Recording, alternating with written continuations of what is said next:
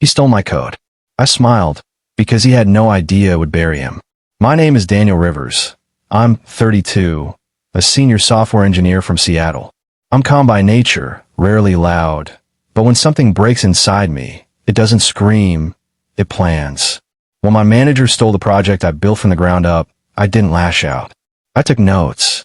And what came next wasn't rage. It was calculated justice. I treated him like a mentor. He treated me like a pawn. When I first walked into Stratos Tech, I was full of quiet ambition. Not the loud, chest-thumping kind, but the type that stays late, asks the right questions, and lets the work speak louder than words. That's when I met Brad Coleman, my new manager. He had that kind of energy that fills a room before he even speaks. Charming, confident, crisp suits, and firm handshakes.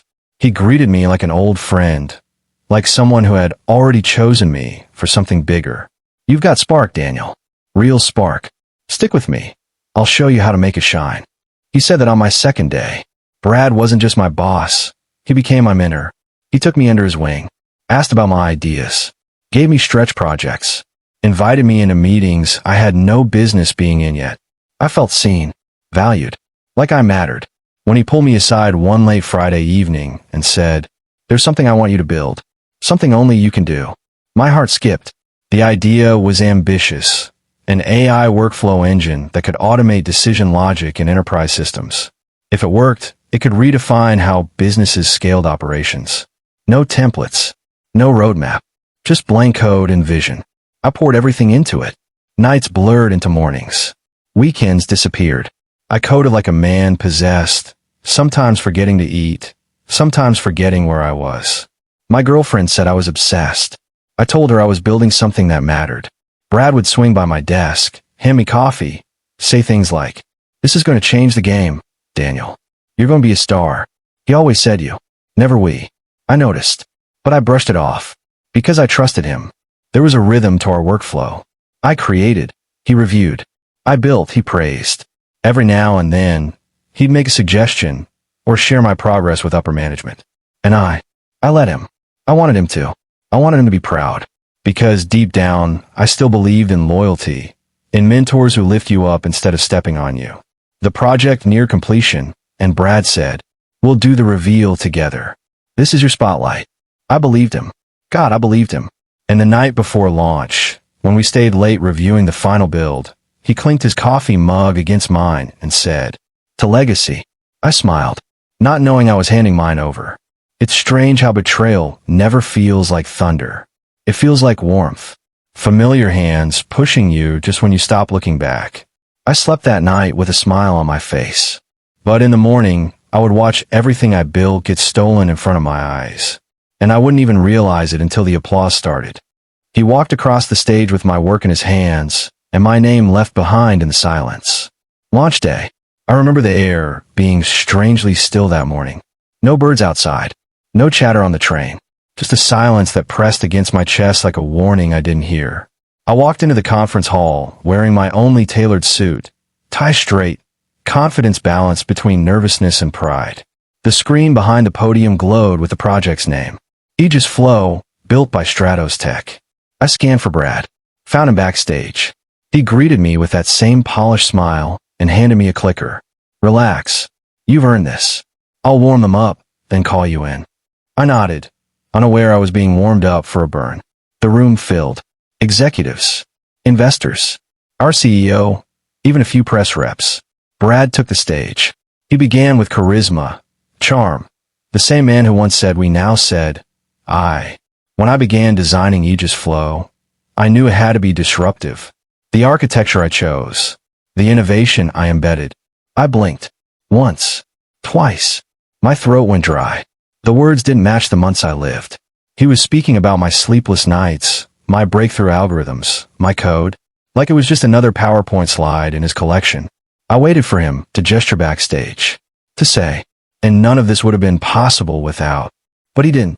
He wrapped the demo, took the questions, shook hands, smiled for cameras. And I stood in the shadows, applauding my own theft. When it ended, I walked up to him. My hands trembled, not in rage, in confusion. I wasn't ready to be angry.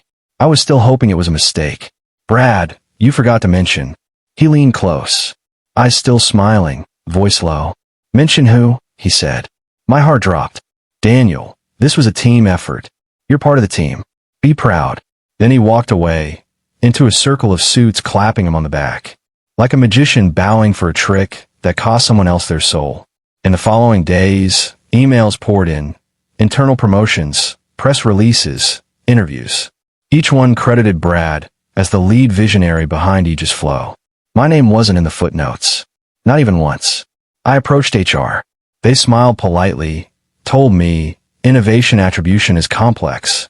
I approached legal. They shrugged. Nothing was patented in your name. And when I approached Brad, he just said, that's how the game works, kid. Kid, I wasn't angry yet. I was numb, hollow, floating through meetings where people praised his brilliance while I sat 2 chairs away. Some even asked me to help improve the system, my own system, as if I were some junior tech support. And through it all, Brad never looked guilty, never flinched. He had already moved on to his next big pitch. But I hadn't. Something inside me had cracked. Not loudly, not with rage, but like glass under pressure, invisible fractures running deep. He stole my work, my credit, my future, but he didn't steal my silence. That he was going to pay for. And so, the betrayal was complete. Now came the part he didn't see coming. I smiled in meetings, but I couldn't feel my face. They shook his hand, and I watched my worth dissolve into silence. Pain doesn't always scream. Sometimes it seeps in, through every ignored message, every fake, well done, every meeting you weren't invited to anymore. The week after the launch felt like a slow-motion car crash I had to relive daily. I would sit at my desk, the same desk where I once mapped out breakthrough data pipelines, and now I was tweaking typos in user manuals. Brad, he had moved into a corner office. His nameplate gleamed like it belonged there. People knocked before entering. They brought him coffee, laughed at his jokes like he was a different species. Daniel Walker, the guy who spent 14 weekends straight debugging integration layers, was now invisible. Hey Dan, can you stay late and fix that user profile bug? They didn't even ask if I had time. Just assumed. Because now I was a support guy. Not the visionary. Not the architect. Not even the guy who helped. I started skipping lunch. Not because I was busy. Because I didn't want to hear them. Their laughter. The way they quoted Brad like he was the gospel of innovation. The way they'd say, Brad's system is genius. Pure genius. I smiled the first few times. Even forced a chuckle. But one afternoon, in the break room, someone said, if Brad's not careful, Google might poach him. And I dropped my coffee. It shattered. A sharp, sudden sound. Everyone froze. I apologized. But something had cracked that day, louder than ceramic. I stopped sleeping properly. I would lie awake, staring at the ceiling, replaying every design session, every Slack message, every late-night call where Brad promised, we'll present this together. You've earned that, Daniel. Lies. His name was now stamped on every milestone I built with bleeding fingers. And what hurt more? No one cared. No one noticed. Even a few teammates I thought would stand up. They looked away. Cowards? Maybe. Survivors? Probably. This is how corporate betrayal works. Not with knives, but silence. And it wasn't just professional pain. My fiancée Marissa saw it too. You haven't smiled in weeks, Daniel, she said one night. I didn't have the words. Because how do you explain that your soul was robbed, but you still get a paycheck? It's fine, I said. I'm just tired. Tired was easier than saying. I'm grieving a version of myself that no longer exists. The mirror became a stranger. I began to write my name down on paper, just to remind myself it still mattered. Daniel Walker. I didn't cry, but one night, I opened the old pitch deck, the real one I built. My name was on the footer, version 1.2, hours before Brad edited it. I stared at it, and I realized something. He took what I made. He erased me. He buried me. But I was still breathing. And if I was still breathing, I could still build something else. Something far more destructive. Not with anger. Not with noise. But with precision. He stole my work. But I still had something he couldn't fake. The mind that created it.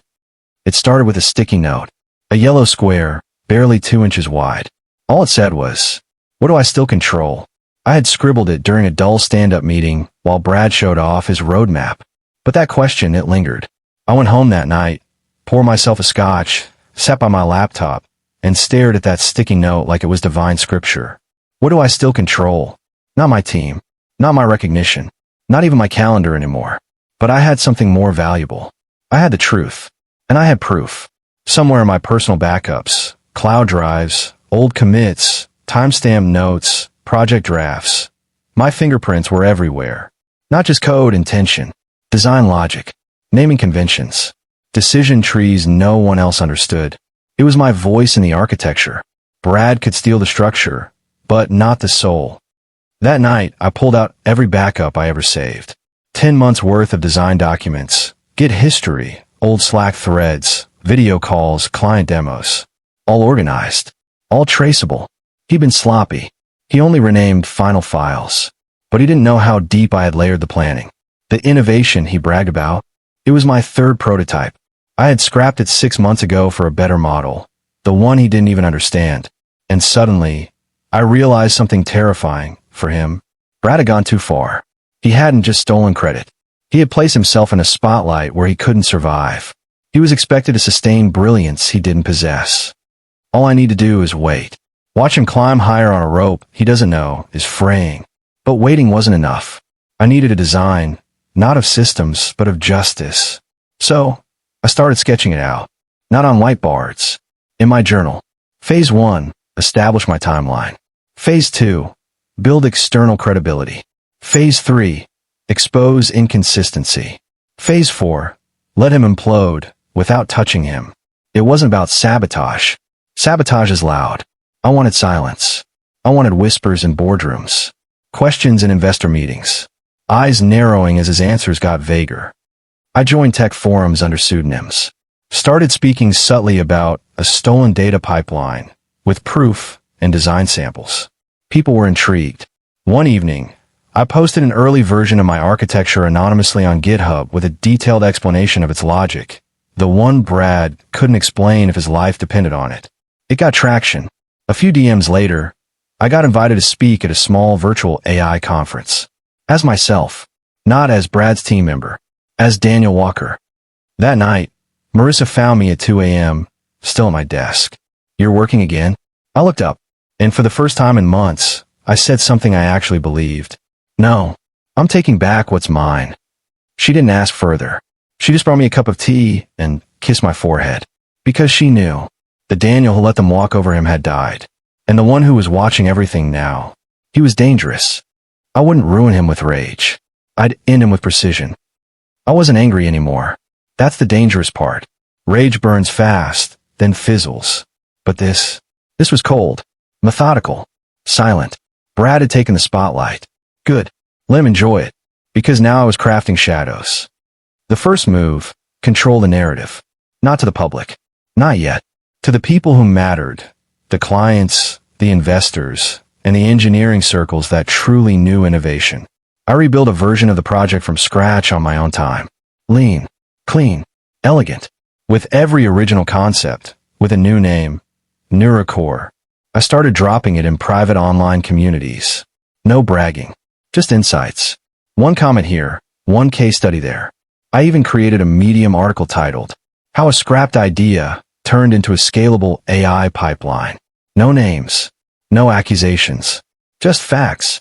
People read it, people shared it, and slowly, quietly, Brad's masterpiece began to look like a copy, because it was.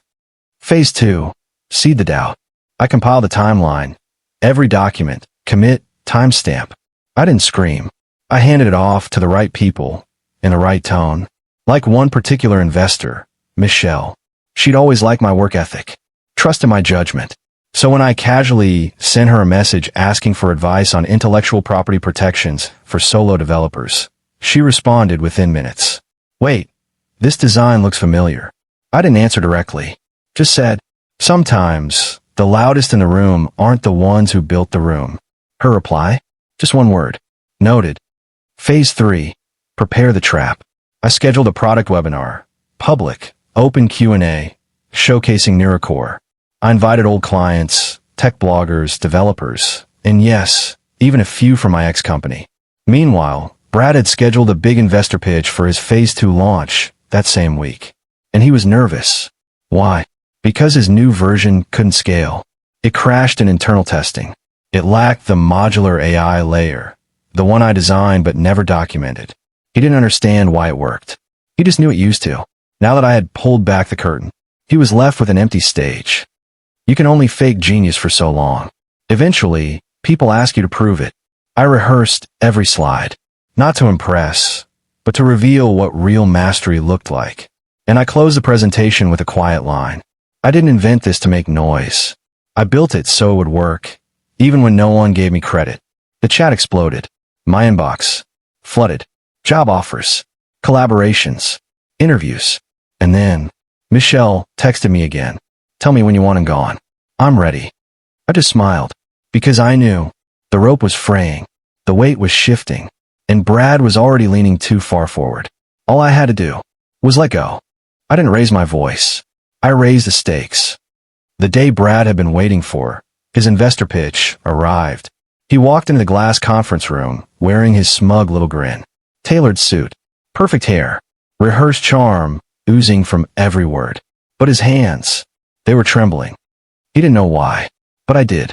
His pitch deck was full of my diagrams, repainted in generic fonts. His demo, still unstable. His answers, memorized, not understood. Across town, same hour, I was hosting the NeuroCore webinar. A packed digital room, top tech influencers, angel investors, dev communities, and Michelle front row in both events. While Brad stumbled through a lukewarm pitch filled with jargon and empty metrics, I told a story. There's a myth in the startup world that ideas are everything, but execution, that's where the frauds fall. I demonstrated real-time AI processing. I showed scalability across edge devices. I answered live code-level questions from memory.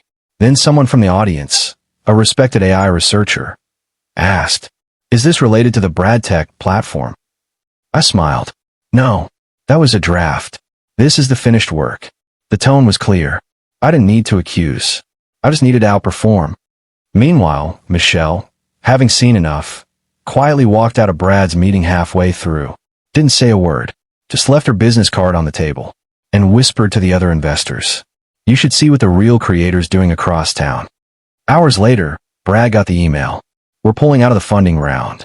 We've identified a conflict in IP and product design that violates our investment criteria." His face reportedly went pale. He tried calling Michelle. She didn't pick up. He tried emailing me. I didn't reply. Then came the final blow. I filed for a patent on the core architecture of NeuroCore, the very framework Brad had tried to pitch. It was airtight, time-stamped, with open-source trail logs to back every claim. His product? Legally unlaunchable. The silence from the tech press was deafening, until it wasn't. An exposé dropped. Executive accused of pitching stolen AI tech. Original developer speaks through code. And just like that, Brad became a cautionary tale. I didn't gloat. I didn't need to, because revenge doesn't always roar. Sometimes it signs an NDA and walks away with the future. He fired me to feel powerful. I fired up a movement to bury him. Some people fear lawsuits. He feared my silence more. Brad didn't just lose investors. He lost his identity.